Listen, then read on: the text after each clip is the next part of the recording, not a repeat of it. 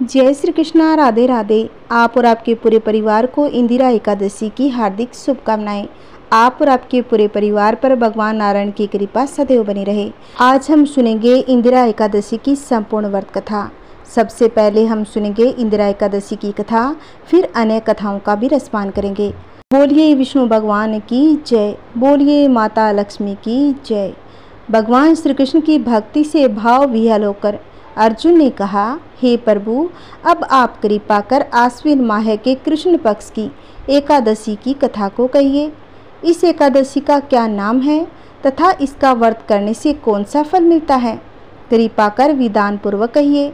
भगवान श्री कृष्ण ने अर्जुन से कहा, हे धनुर्धर, आश्विन माह के कृष्ण पक्ष की एकादशी का नाम इंदिरा है। इस एकादशी का व्रत करने से सभी पाप नष्ट हो जाते हैं, नरक में गए हुए पितरों का उद्धार हो जाता है। हे अर्जुन, इस एकादशी की कथा के सुनने मात्र से ही मनुष्य को अनंत फल की प्राप्ति होती है।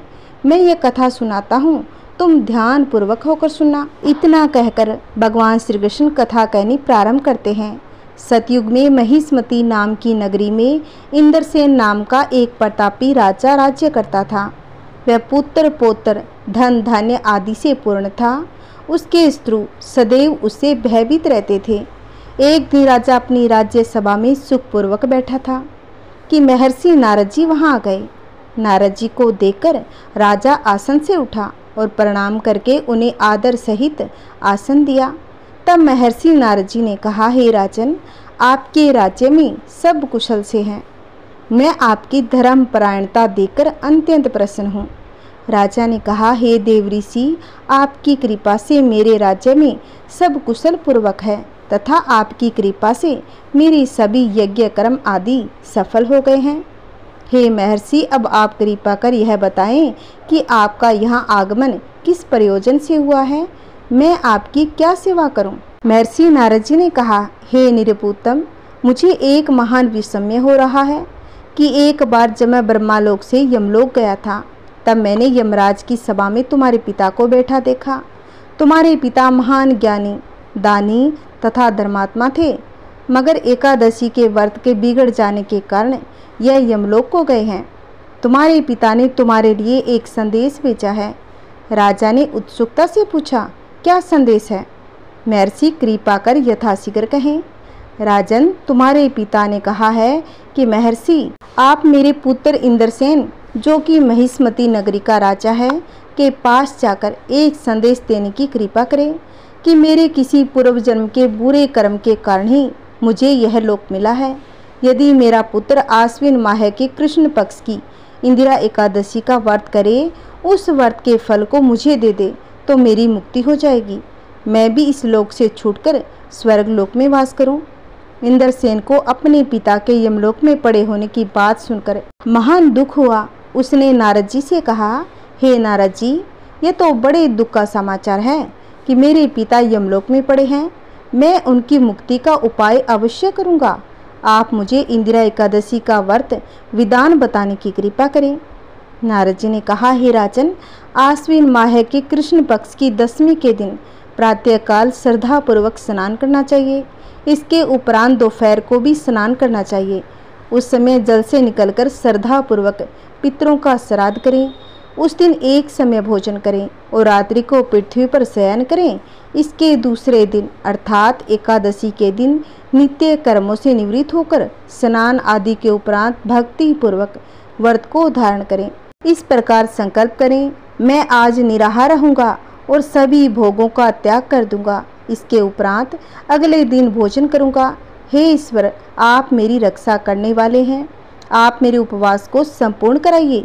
इस प्रकार आचरण करके दोपहर को शालिग्राम जी की प्रतिमा को स्थापित करें और ब्राह्मण को बुलाकर भोजन कराएं तथा दक्षिणा दें। भोजन का कुछ हिस्सा गाय को अवश्य दें और भगवान विष्णु का धूप नैवेद्य आदि से पूजन करें तथा रात्रि को जागरण करें।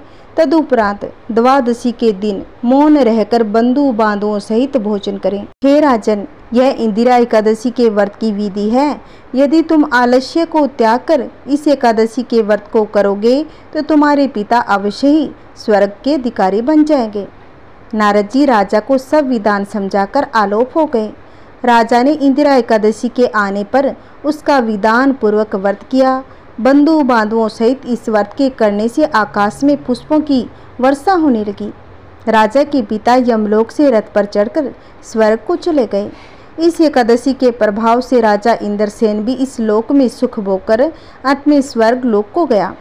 भगवान श्री कृष्ण ने कहा, हे सखा, ये मैंने तुम्हारे सामने इंदिरा एकादशी के महात्म्य का वर्णन किया है। इस कथा के पढ़ने व सुनने मात्र से ही सभी पापों का शमन हो जाता है और अंत में मनुष्य स्वर्गलोक का अधिकारी बनता है। कथा का सार यही है, मनुष्य जो भी परण करे उसे चाहिए कि वह उसको तन मन धन से पूरा करे।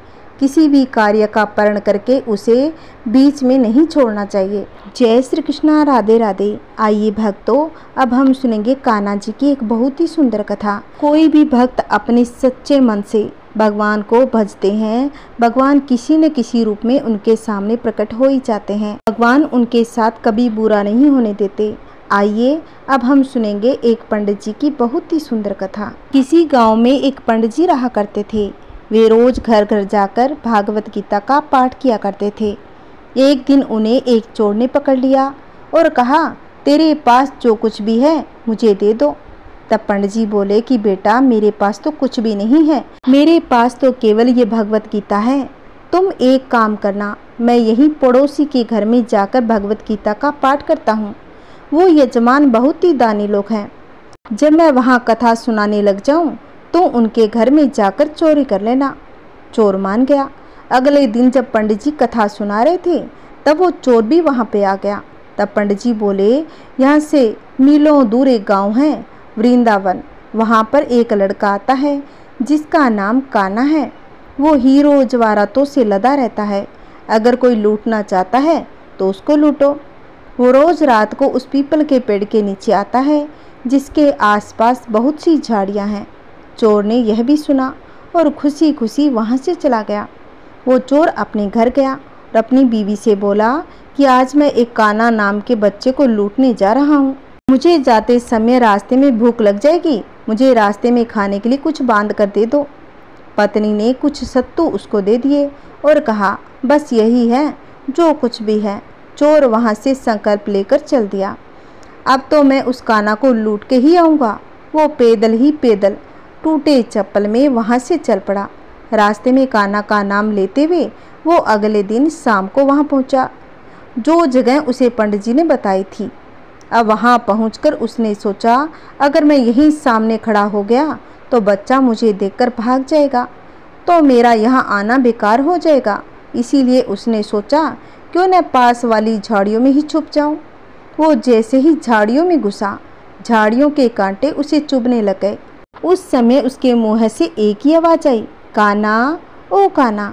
उसका शरीर लहूलुहान हो गया, पर मुंह से सिर्फ यही निकला, कान्हा आ जाओ, कान्हा आ जाओ।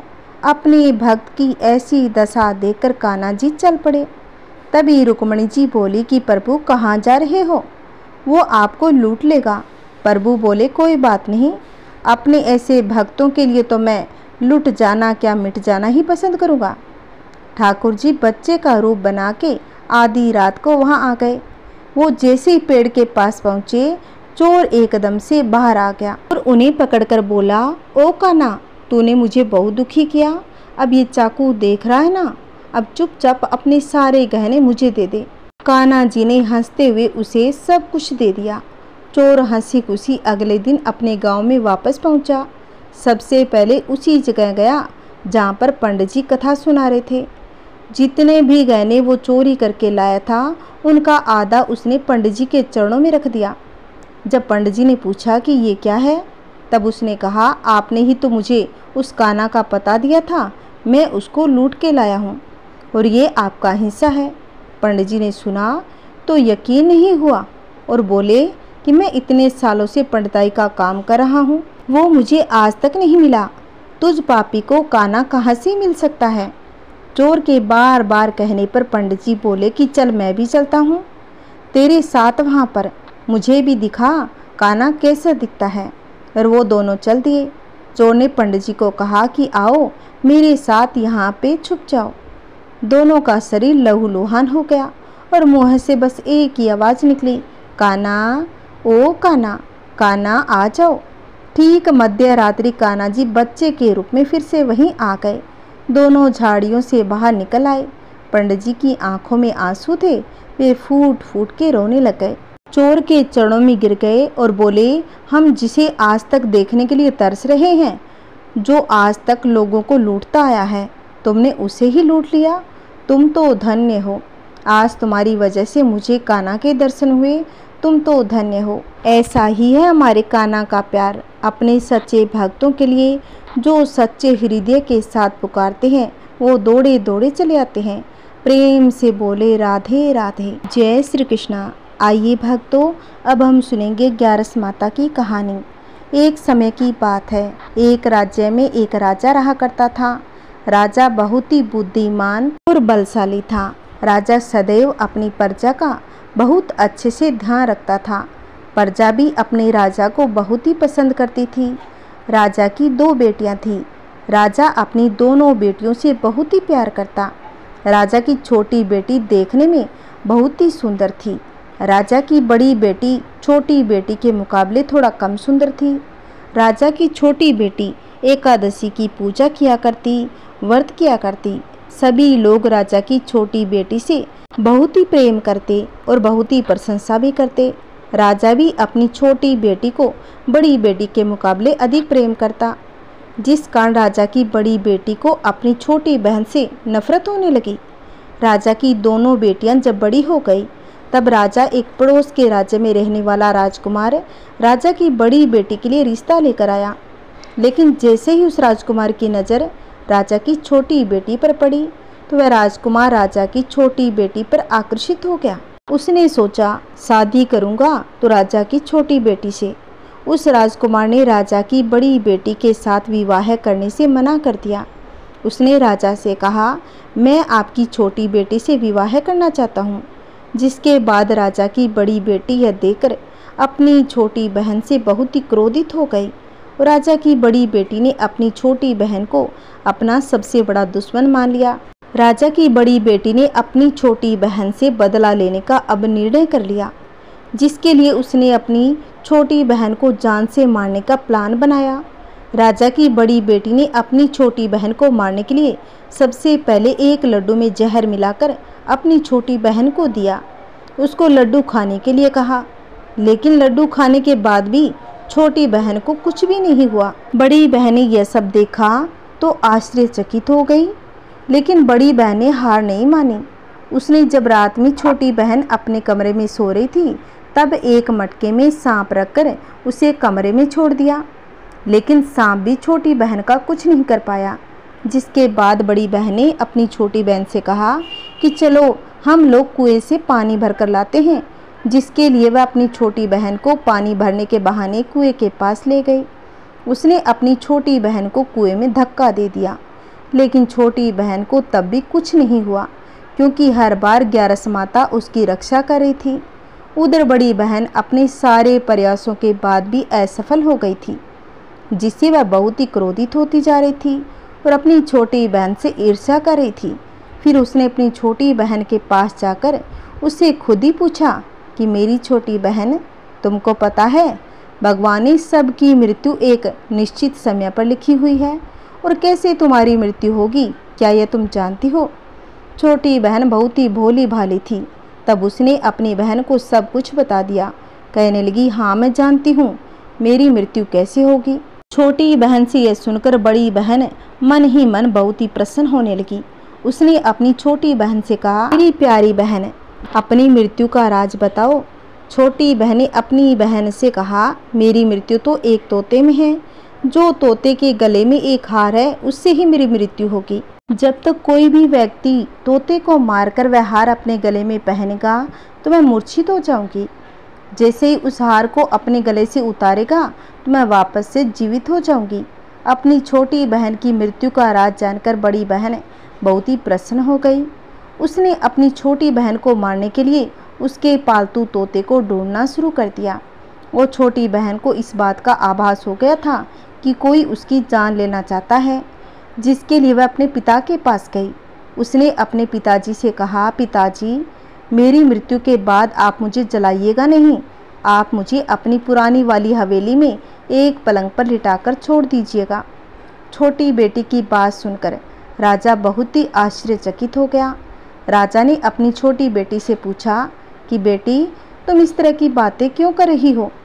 तब राजा की छोटी बेटी ने बताया, पिताजी, समय किसी के लिए नहीं रुका, कब क्या हो जाए किसी को कुछ पता नहीं।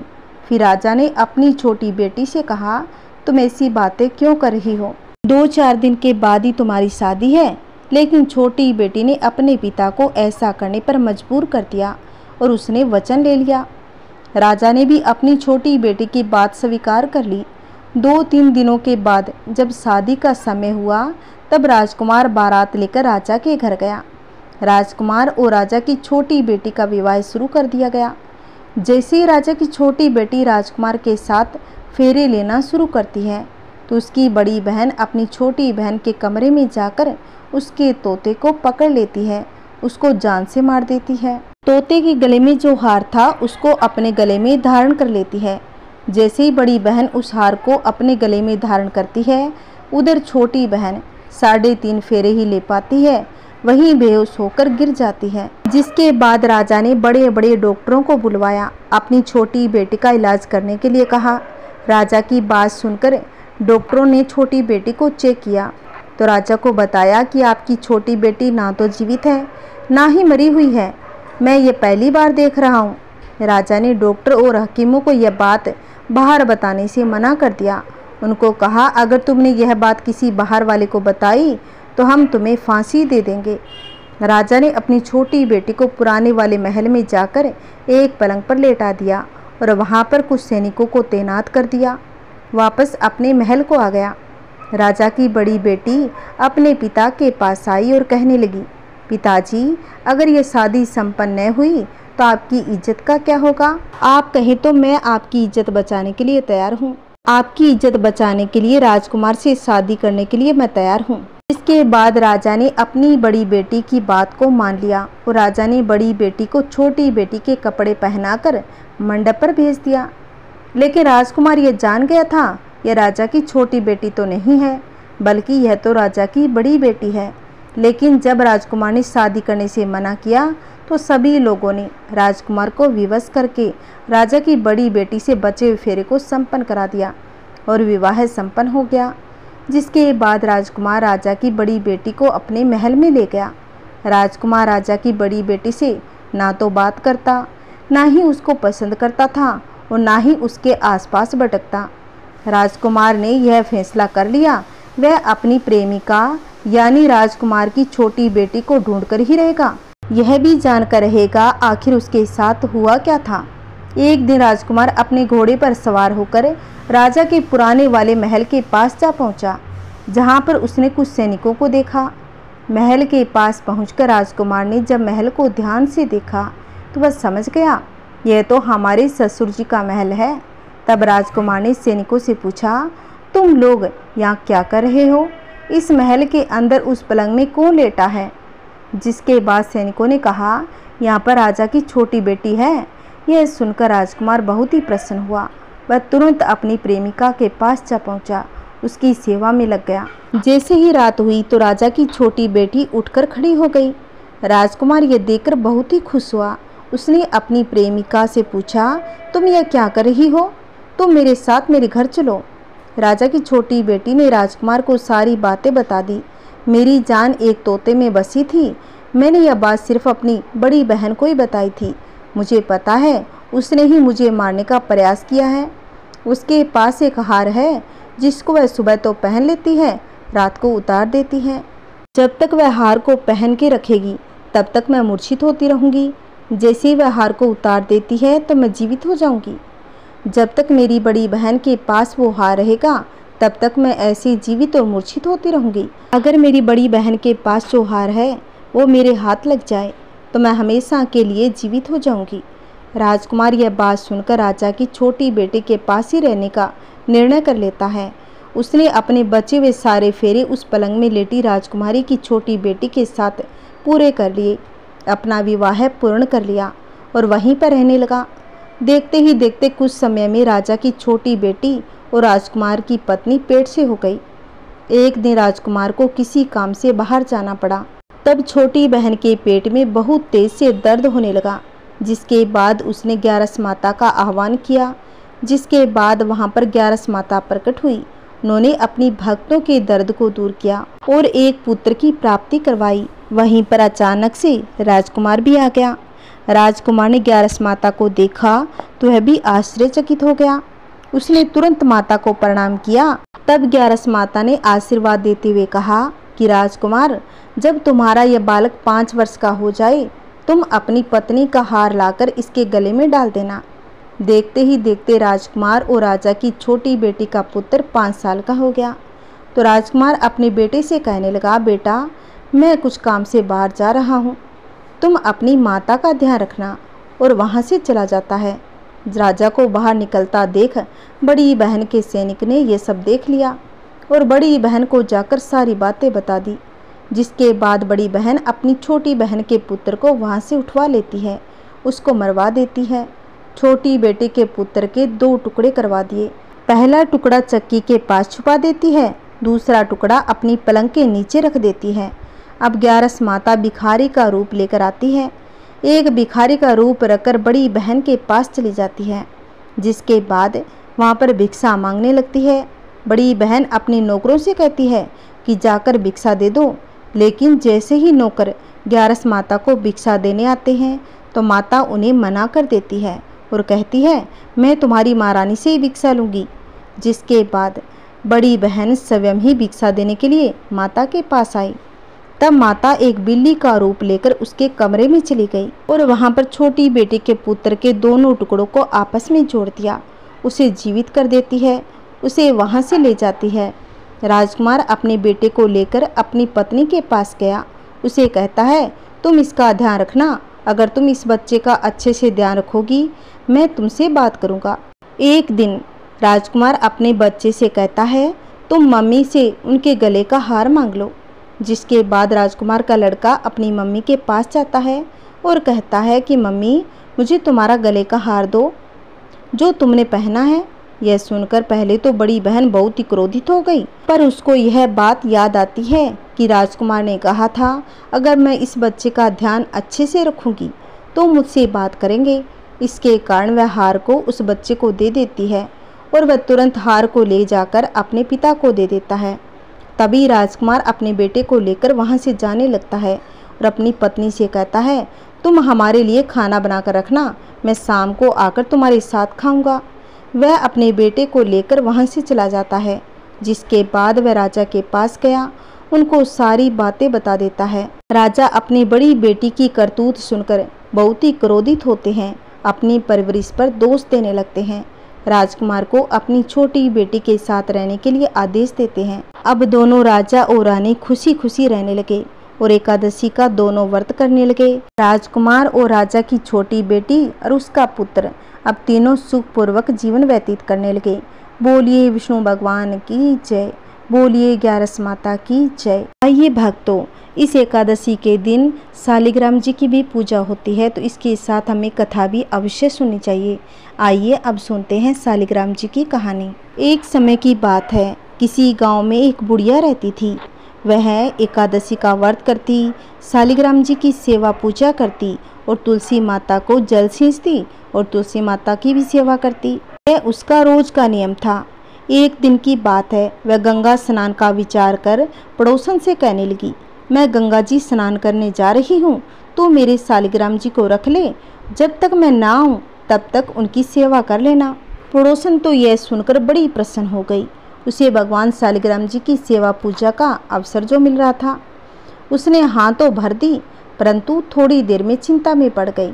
मैंने बुढ़िया को हाँ तो बोल दिया, परंतु मुझे तो सेवा पूजा करनी ही नहीं आती, तो मैं कैसे करूँगी। तब वह बुढ़िया के पास गई और कहने लगी कि मुझे तो शालिग्राम जी की सेवा पूजा करनी ही नहीं आती। पड़ोसन की बात को सुनकर बुढ़िया माँ उसे समझाते हुए कहने लगी कि सुबह उनको उठाना, नदी से लोटा भरकर पानी लाना, आते समय बगीचे से फूल व तुलसी जी के पत्ते लाना और भगवान को जल व कच्चे दूध से स्नान कराना। स्नान कराने के बाद चंदन लगाकर फूल व तुलसी चढ़ाना, दूध का भोग लगाना दोपहर को रसोई में जो भी खाने को बने भोग लगा देना।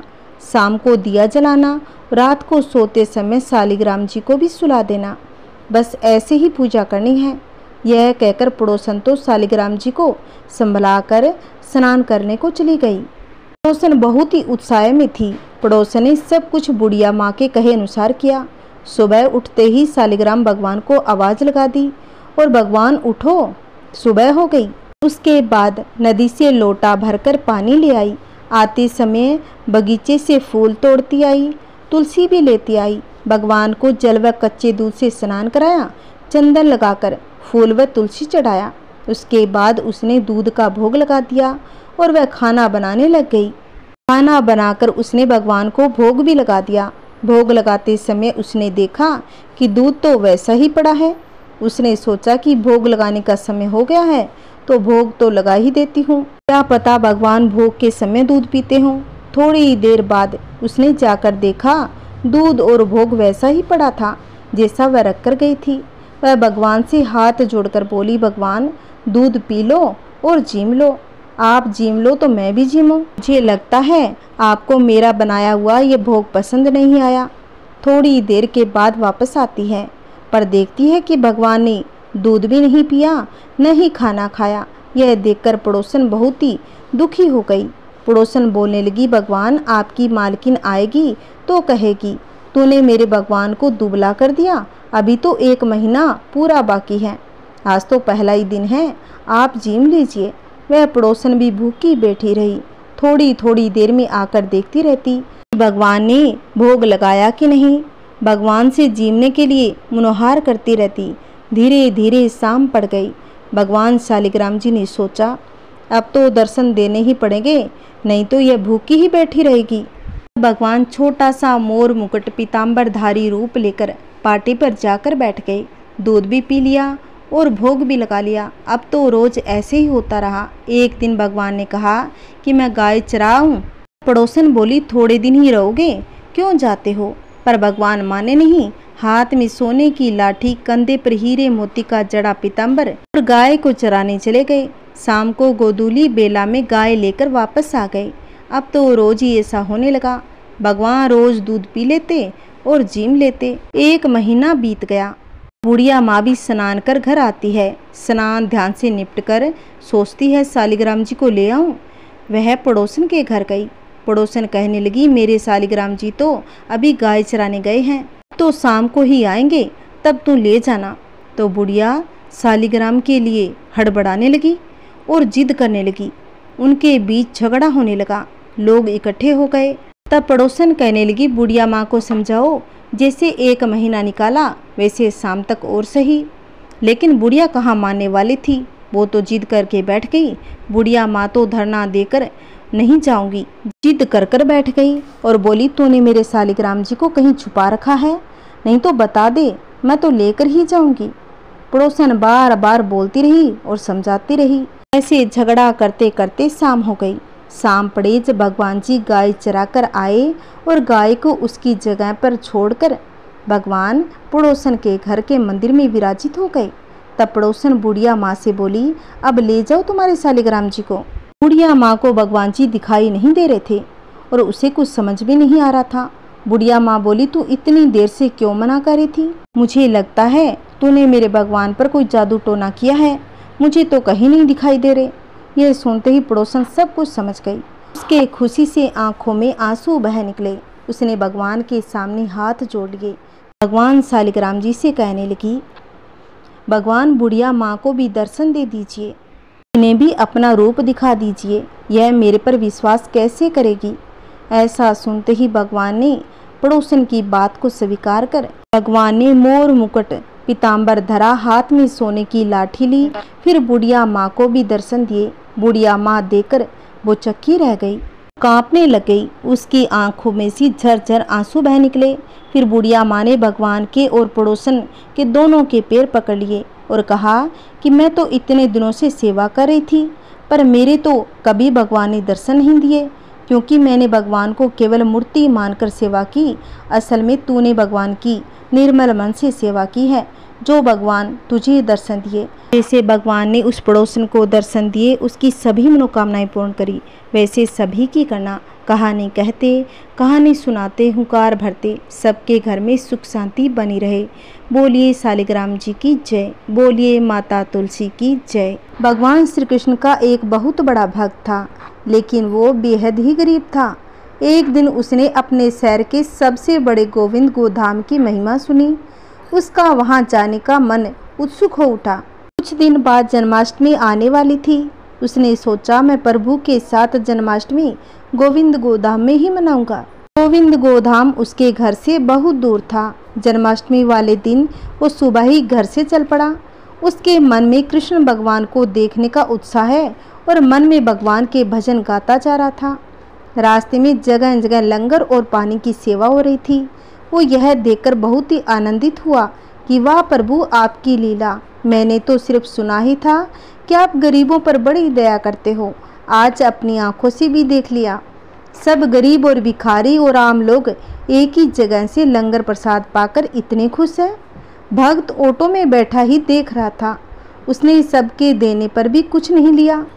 सोचा, पहले प्रभु के दर्शन करूंगा, फिर कुछ खाऊंगा, क्योंकि आज तो वहाँ गरीबों के लिए बहुत प्रसाद का इंतजाम किया होगा। रास्ते में उसने भगवान के लिए थोड़े से अमरूद का प्रसाद लिया और बड़े आनंद में था भगवान के दर्शन को लेकर। भक्त इतनी कड़ी धूप में भगवान के घर पहुंच गया और मंदिर की इतनी प्यारी सजावट को देखकर भाव विभोर हो गया। भक्त ने फिर मंदिर के अंदर जाने का किसी से रास्ता पूछ लिया। किसी ने उसे रास्ता भी बता दिया और कहा, यह जो लाइन लगी हुई है, आप इसी लाइन में लग जाओ। वो भक्त भी लाइन में लग गया। वहाँ बहुत भीड़ थी, पर एक और लाइन उसके साथ ही थी, पर वो एकदम खाली थी। भक्त को बड़ी हैरानी हुई, यहाँ इतनी भीड़ और यहाँ तो बारी भी नहीं आ रही, और वो लाइन से लोग जल्दी जल्दी दर्शन करने जा रहे हैं। उस भक्त से रहा न गया। उसने अपने साथ वाले भक्त से पूछा कि भैया, यहाँ इतनी भीड़ और वो लाइन इतनी खाली क्यों है? वहाँ सब जल्दी जल्दी दर्शन के लिए कैसे जा रहे हैं? वो तो हमारे से भी काफ़ी बाद में आए थे। जब दूसरे भक्त ने कहा, भाई यह वीआईपी लाइन है जिसमें शहर के अमीर लोग हैं। भक्त की सुनते ही आंखें खुली की खुली रह गई। उसने मन में सोचा, भगवान के दर पे क्या अमीर क्या गरीब, यहाँ तो सब समान होते हैं। कितनी देर भूखे प्यासे रहकर उस भक्त की बारी दरबार में आ गई। भगवान को वो दूर से देख रहा था। उनकी छवि को देखकर बहुत ही आनंदित हो गया। वो देख रहा था कि भगवान को तो सब लोग यहाँ 56 भोग चढ़ा रहे हैं। वो अपने थोड़े से अमरूद सबसे छिपा रहा था। जब दर्शन की बारी आई तो सेवादारों ने उसे ठीक से दर्शन भी नहीं करने दिए। वो जल्दी चलो कहने लगे। उसकी आंखें भर आई। उसने चुपके से अपने अमरूद को वहाँ रख दिया और दरबार से बाहर चला गया। दरबार के बाहर ही लंगर प्रसाद लिखा हुआ था। भक्त को बहुत तेज भूख लगी थी। सोचा, प्रसाद ग्रहण कर लूं। जैसे वो लंगर हॉल के गेट पर पहुंचा, 2 दरबार खड़े थे। वहाँ उन्होंने उस भक्त को रोका और कहा, पहले वीआईपी पास दिखाओ और फिर अंदर जाओ। भक्त ने कहा, यह वीआईपी पास क्या होता है? मेरे पास तो यह नहीं है। उस दरबार ने कहा, यहाँ जो अमीर लोग दान करते हैं उनको पास मिलता है और लंगर सिर्फ वो ही यहाँ खा के जाते हैं। भक्त की आंखों में इतने आंसू आ गए, वो फूट फूट कर रोने लगा। भगवान से नाराज हो गया, अपने घर वापसी जाने लगा। रास्ते में वो भगवान से मन ही मन बातें करता रहा और उनसे कहा, प्रभु आप भी अमीरों की तरह हो गए हो, आप भी बदल गए। मुझे आपसे तो यह आशा नहीं थी। और सोचते सोचते सारे रास्ते रोता रहा। भक्त घर पर पहुंचकर रोता रोता सो गया। भक्त को भगवान ने नींद में दर्शन दिए और भक्त से कहा, तुम नाराज मत हो मेरे प्यारे भक्त। भगवान ने कहा, अमीर लोग तो सिर्फ मेरी मूर्ति के दर्शन करते हैं, अपने साक्षात दर्शन तो मैं तुम जैसे भक्तों को ही देता हूँ और मुझे 56 भोग से कुछ भी लेना देना नहीं। मैं तो भक्त के भाव खाता हूँ और उनसे आंसू भी पी लेता हूँ। यह देख, मैं तेरे भाव से चढ़ाए हुए अमरूद खा रहा हूँ। भक्त का सारा संदेह दूर हो गया और वो भगवान के साक्षात दर्शन पाकर गदगद हो उठा। उसका गोविंद गोधाम जाना सफल हुआ। भगवान को खुद उसके घर चल कर आना पड़ा। भगवान भाव के भूखे हैं, बिन भाव के उनके आगे चढ़ाए 56 भोग भी फीके हैं। जय जय श्री राधे, जय जय श्री राम, हर हर महादेव। आइए भक्तों, अब हम सुनेंगे तुलसी माता की कहानी। बिना तुलसी की कथा सुने व्रत पूर्ण नहीं माना जाता, इसीलिए एकादशी व्रत में तुलसी माता की कहानी को अवश्य ही सुनना चाहिए। आइए भक्तों, इसे भी प्रसन्नचित्त मन से सुनते हैं। सावर्णी मुनि की पुत्री तुलसी अपूर्व सुंदरी थी। उनकी इच्छा थी कि उनका विवाह भगवान नारायण के साथ हो। इसके लिए उन्होंने नारायण पर्वत की घाटी में स्थित बद्री वन में घोर तपस्या की। दीर्घ काल तक तपस्या के उपरांत ब्रह्मा जी ने प्रसन्न होकर दर्शन दिया और वर मांगने को कहा।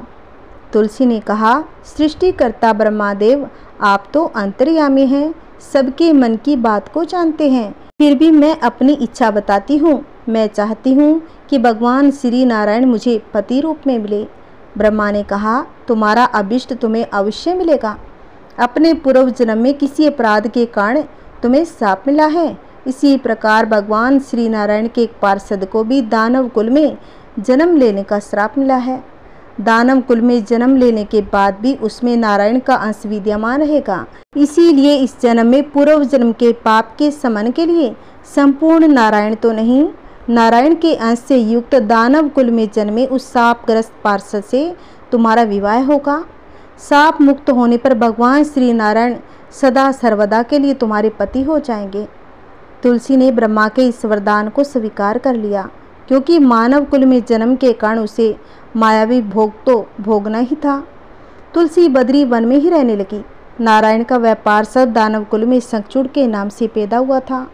कुछ ही दिनों के बाद वह भ्रमण करता हुआ बद्री वन में आ गया। यहाँ तुलसी को देखते ही उस पर मुग्ध हो गया। तुलसी के सामने उसने अपने साथ विवाह का प्रस्ताव रखा। इतने में ही वहाँ ब्रह्मा जी आ गए। तुलसी से कहा, तुलसी, शंखचूड़ को देखो, कैसा देव उपम इसका स्वरूप है। दानव कुल में जन्म लेने के बाद भी लगता है जैसे इसके शरीर में नारायण का वास हो। तुम प्रस्ताव को सहर्षि स्वीकार कर लो। तुलसी को भी लगा कि उसकी तपस्या पूर्ण हो गई, उसे इच्छित फल मिला है। शंखचूड़ के साथ उसका गंधर्व विवाह हो गया। वह शंखचूड़ के साथ उसके महल में पत्नी बनकर आ गई। शंखचूड़ ने अपनी परम सुंदरी सती साध्वी पत्नी तुलसी के साथ बहुत दिनों तक राज्य किया।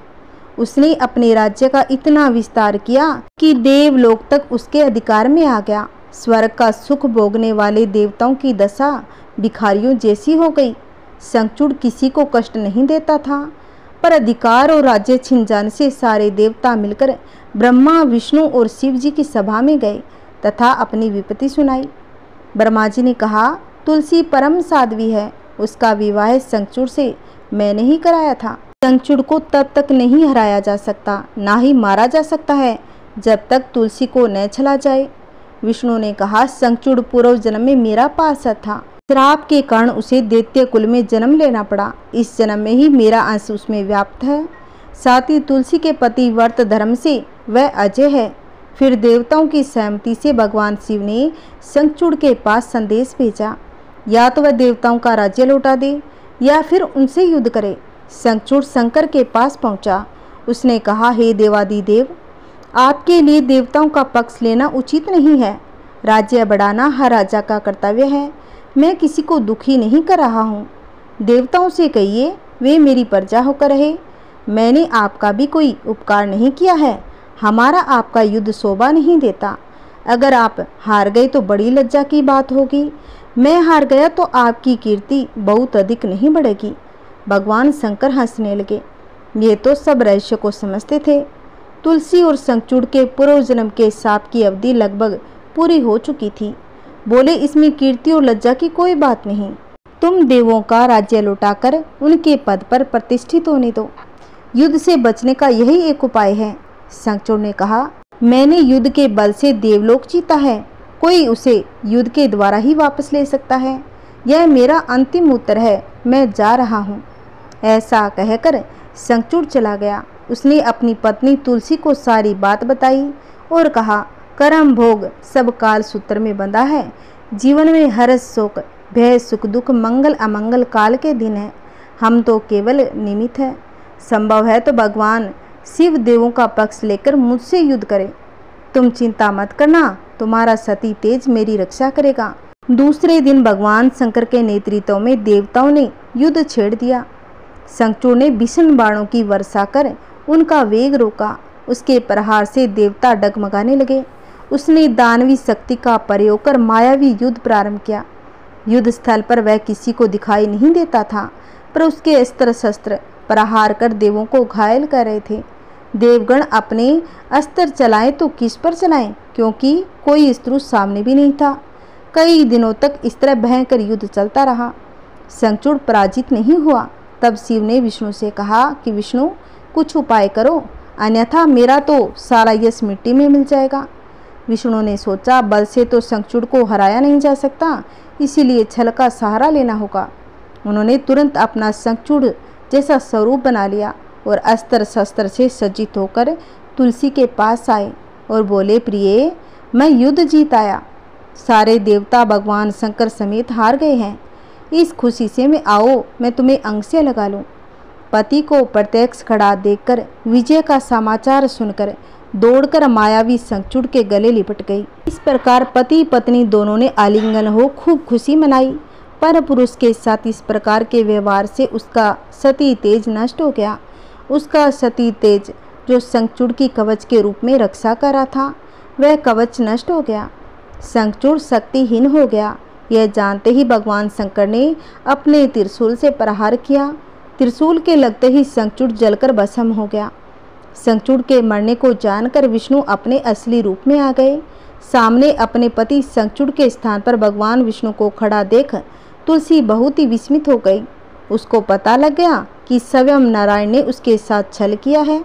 क्रोध में आकर उसने श्राप दिया, एक सती स्त्री का अस्तित्व भंग करने के अपराध में तुम हृदयहीन पत्थर बन जाओ। विष्णु ने तुलसी के श्राप को सिरोधार्य कर कहा, हे देवी, तुम्हारे तथा शंखचूड़ के कल्याण के लिए मुझे ऐसा करना पड़ा। तुम दोनों को श्राप मुक्त करना था। तुम भी अब शरीर त्याग कर तुलसी विरवा के रूप में जन्म लोगी और मेरी पूजा तुलसी दल से होगी। मैं शालिग्राम पत्थर बनूंगा। मेरे शीश पर तुम आदर से विराजमान रहोगी।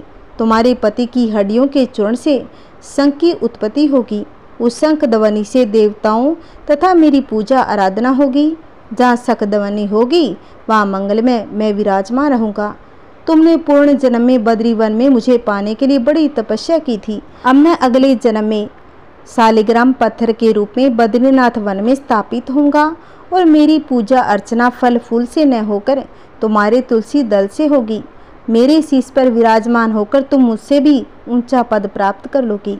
बोलिए तुलसी माता की जय। अब हम सुनेंगे एकादशी माता की आरती। ओम जय एकादशी माता मैया, जय जय एकादशी माता। विष्णु पूजा व्रत को धारण करे, विष्णु पूजा व्रत को धारण करे, शक्ति मुक्ति पाता। ओम जय जय एकादशी माता।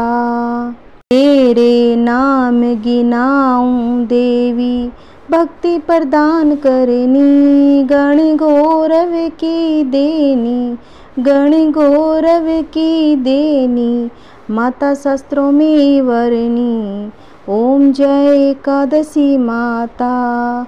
मार्गशीर्ष के कृष्ण पक्ष की उत्पन्न विश्वतारिणी जननी, शुक्ल पक्ष में हुई मोक्षदा, शुक्ल पक्ष में हुई मोक्षदा, मुक्तिदाता बन आई। ओम जय एकादशी माता। पौष के कृष्ण पक्ष की सफला नामक है, शुक्ल पक्ष में होए पुत्रदा, शुक्ल पक्ष में होए पुत्रदा, आनंद अधिक रहे। ओम जय एकादशी माता। नाम सटिला माघ मास में कृष्ण पक्ष आवे, शुक्ल पक्ष में जया कहावे, शुक्ल पक्ष में जया कहावे, विजय सदा पावे। ओम जय एकादशी माता। विजया फाल्गुने कृष्ण पक्ष में शुक्लामल की, पाप मोचनी कृष्ण पक्ष में, पाप मोचनी कृष्ण पक्ष में, चेतर महाबली की, ओम जय एकादशी माता। चेतर शुक्ल में नाम कामदा, धन देने वाली, नाम ब्रूथनी कृष्ण पक्ष में, नाम ब्रूथनी कृष्ण पक्ष में, बैसाख माह बाली, ओम जय एकादशी माता। शुक्ल पक्ष में होए मोहिनी, अपरा ज्येष्ठ कृष्ण पक्ष की, नाम निरचला सब सुख करनी, नाम निरचला सब सुख करनी, शुक्ल पक्ष रखी, ओम जय एकादशी माता। योगिनी नाम आषाढ़ में जानो, कृष्ण पक्ष करनी, देवशैनी नाम कहायो, देवशैनी नाम कहायो, शुक्ल पक्ष धरनी, ओम जय एकादशी माता। कामिका श्रावण मास में आवे, कृष्ण पक्ष कहिए, श्रावण शुक्ला होए पवित्रा, श्रावण शुक्ला होए पवित्रा, आनंद से रहिए, ओम जय एकादशी माता। अजा भाद्रपद कृष्ण पक्ष की, परिवर्तनी शुक्ला, इंदिरा आश्विन कृष्ण पक्ष में, इंदिरा आश्विन कृष्ण पक्ष में, व्रत से भव सागर निकला, ओम जय एकादशी माता। पापा कुंशः शुक्ल पक्ष में, पाप हरनिहारी, रमा मास कार्तिक में आवे, रमा मास कार्तिक में आवे, सुखदायक भारी, ओम जय एकादशी माता। देव उठानी शुक्ल पक्ष की, दुख नाशक मैया, पावन मास में करु विनती, पावन मास में करु विनती, पार करो नैया, ओम जय एकादशी माता। परमा कृष्ण पक्ष में होती, जन मंगल करनी, शुक्ल मास में होए पद्मिनी, शुक्ल मास में होए पद्मिनी, दुखी दारिद्र हरिणी, ओम जय एकादशी माता। जो कोई आरती एकादशी की, प्रेम सहित गावे, जन गुर दिता स्वर का वासा, जन गुर दिता स्वर का वासा, निश्चय वह पावे, ओम जय एकादशी माता, ओम जय एकादशी माता, ओम जय एकादशी माता। विष्णु पूजा व्रत को धारण करे, विष्णु पूजा व्रत को धारण करे, शक्ति मुक्ति पाता, ओम जय एकादशी माता। हरे कृष्ण कृष्ण कृष्ण हरे हरे, हरे राम राम राम हरे हरे।